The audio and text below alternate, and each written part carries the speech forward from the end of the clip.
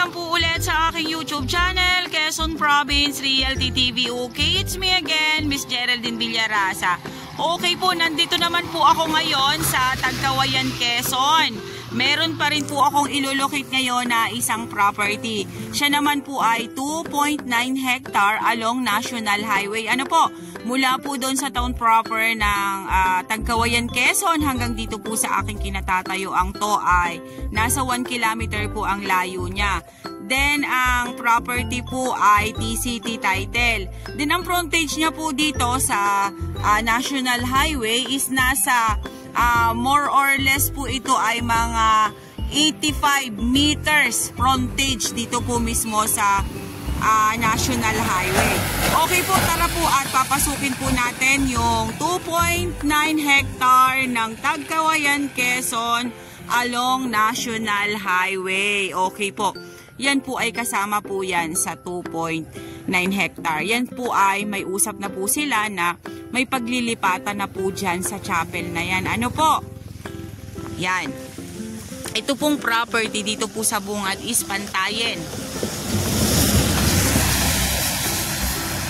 Okay, pababain ko po muna. Ayan.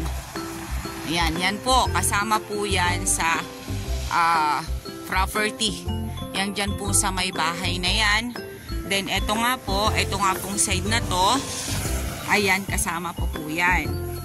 Then, ito po ay meron po itong bandang pabundok na konti. Pero ito pong harapan na to is patag na patag po siya, oh. Yan. TCT title po ito. Ang dokumento dito sa property na to.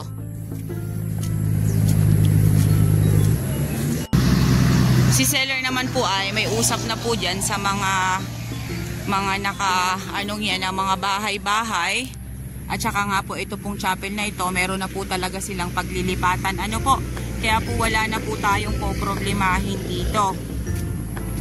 Ayan. Tara po't ikutin pa po natin dun sa may bandang likod. Ano po? Yan, kasama pa rin po yan. May mga batino po dyan sa side na yan. Then may mga mahogany.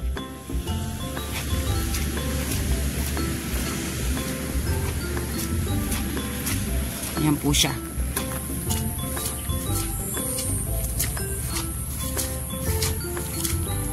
Wow, ang daming mangga. Ang dami po niyang Indian mango, oh. Ang dami po niyang bunga. Po ang property. Medyo po pa bundok dito sa side na to. Wala naman pong problema dyan sa bundok na yan. Hindi naman po talaga siya totally bundok. Ano po, medyo umislant lang po siya dyan ng konti. Kasi, kung ito po ay gagawin po nating commercial lot, kakayurin lang po yan, ibabagsak po dito sa part na to. Mas maganda po kasi, medyo mataas po ang level dun sa National Highway. Marami po tayong pwedeng paggamitan nung makukuhang lupa dito sa may bandang likod. Ayan po siya. Ang kagandahan nga po nito kasi 1 kilometro na lang po ang layo niya. Nasa town proper na po ng Tagkawayan, Quezon. Napakainam po dito ng gasoline station. Doon po sa unahan. Doon po sa bungad.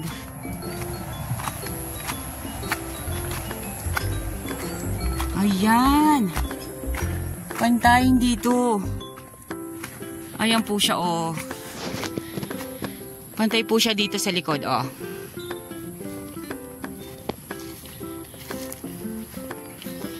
Then yan po, kasama pa rin po siya sa 2.9 hectare.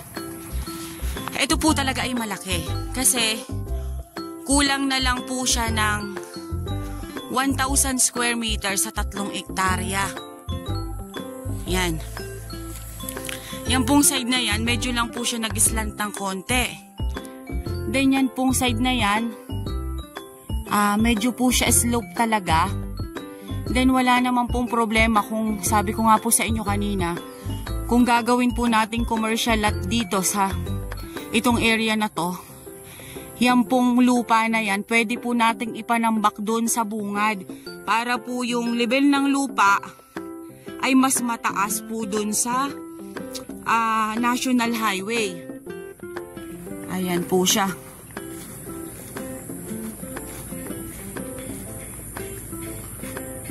Ang ganda po nitong investment.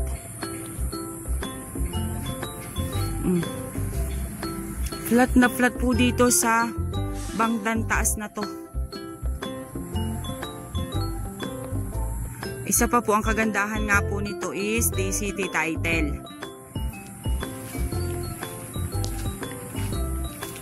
Tara, pupuntahan pa po natin dun sa medyo paloob. Ano po?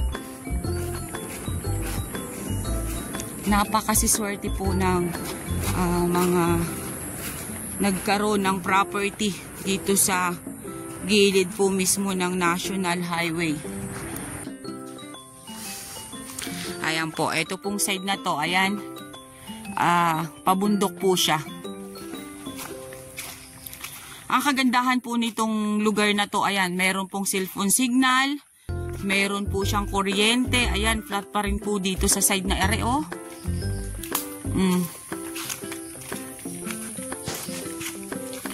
Flat na flat po dito sa side na ito.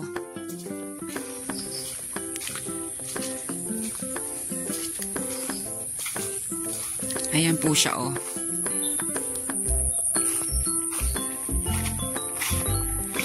Ito lang pong sa bungad na to. Ito po yung pabundok. Bali, dalawa po siyang pabundok. Tsaka yung una ko po kaninang pinakita sa inyo.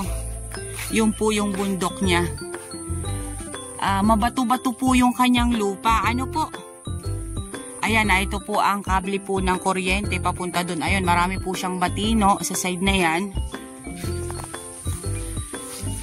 Ang source naman po dito ng tubig is hindi po madamot dito po sa Tagkawayan, Quezon. Kasi magbutas ka lang po ng lupa, ayan na po agad. May tubig na po agad siya. Source po ng tubig dito sa area ay ilog, sabi ni nanay, kasi siya po yung pinakang lenderusan po nitong property. Ayan, dito po sa side na to, ayan, yung bundok po pala ay hindi masasayang. Kasi dito po sa side na to, ayan, rolling po talaga siya. Po yung kabilang side pa rin. Yun po kasi nakasalubong ko, kapitbahay po nitong property na to. Then, ipinaturo ko po sa kanya yung pinakang end ng property, yung pinakang lenderosan po nila. Kaya po kasama ko po siya ditong pumunta sa loob. Siya rin po ang nagsabi sa akin na ang source ng water dito sa kanila ay ilog. Ayan po siya.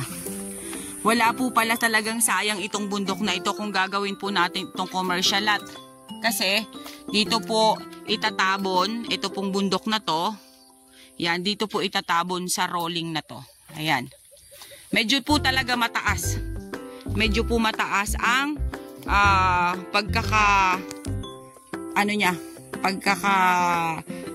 uri ng lupa.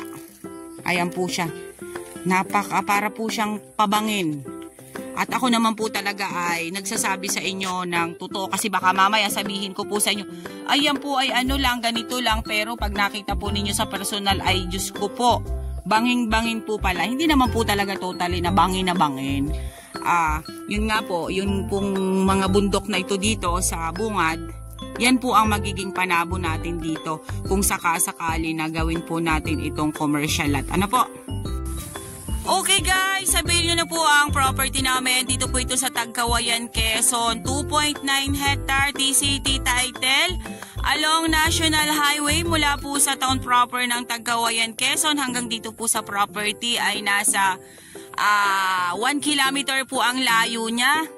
Then napakaganda po nitong i-develop na property na to kasi ayun nga po, along National Highway.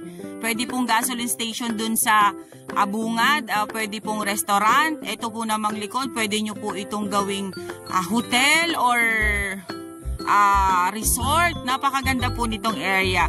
Kasi nga po yan, kahit po siya ipabundok, marami po tayong paglalagyan ng lupa niya. Okay po, once again po ako po ulit ang inyong site locator, si Miss Geraldine Villarasa. Muli po akong maglalambing. Pa-like and share po ng aking mga vlog and pa-subscribe na rin po ng aking bagong YouTube channel, Quezon Province Realty TV. Okay po, yung about po pala sa price ay ang per square meter po nito is 400 pesos per square meter. Okay po, once again po, thank you po for watching!